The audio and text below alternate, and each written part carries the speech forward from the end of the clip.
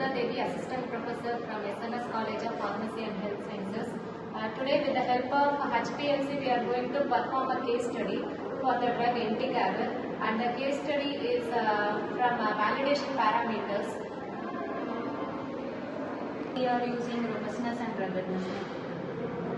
Robustness and ruggedness are one of the analytical method validation parameters. The robustness and ruggedness are done to prove that even if there are some deliberate changes we have made in the environment during analysis, then it should not affect the result that much. So that is the reason we are performing robustness and ruggedness. So robustness is purely about the parameter changes like pH, flow rate, then mobile phase and all. And ruggedness is done because even if the analyst is changing, then the result should be same, because they are going to use the same procedure for preparing the solutions for analyzing. So even if the analyst is changed, then the result should be same.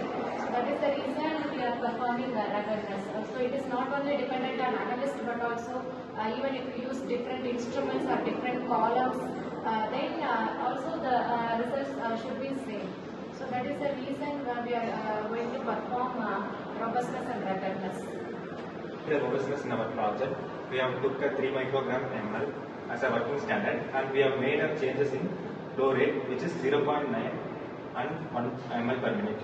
For 0.9 ml, we have got the retention time 3.480, and for 1 ml per minute, we have got the retention time 3.480. We performed at 2 different wavelengths. 250 nanometer, we have a retention time at 3.852, and at 248 nanometer, we have a retention time at 3.85. Start. And then ruggedness. Ruggedness was performed by 2 different analysts. One is myself and the other one is HPLC. For the one, we got the retention time at 3.85 and the area was 18216, and for the second one, we got the retention time at 3.852 and the area was 187869. Start. Not only that, there are many other robustness parameters we can do by changing some deliberate changes in method parameters. They have done the changes in flow rate. The normal flow rate of our drug is 0.8 ml per minute, but they have done changes in flow rate by changing it to 0.9 ml per minute and also 1 ml per minute. In both the conditions, we have checked the retention time and peak area for our drug. And the second parameter they have changed is wavelength, that is the lambda max of our drug.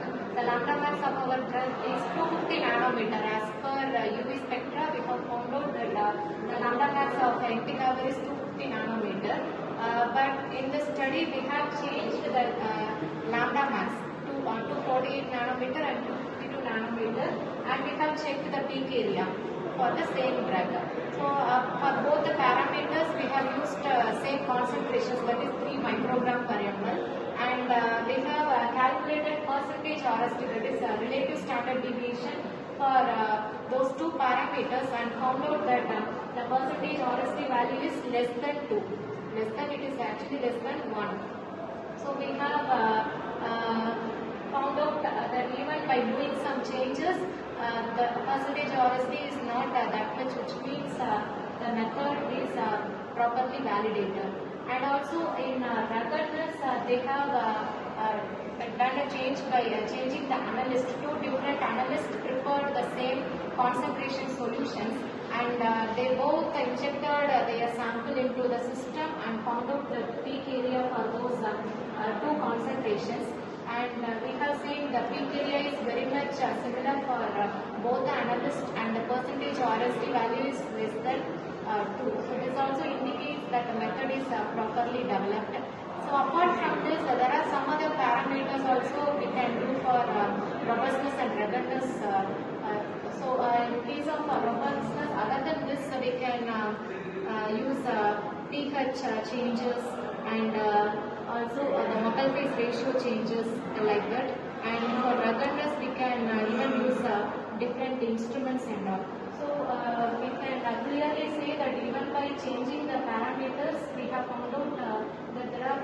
changes in the method we have developed, and we can say finally that our method is properly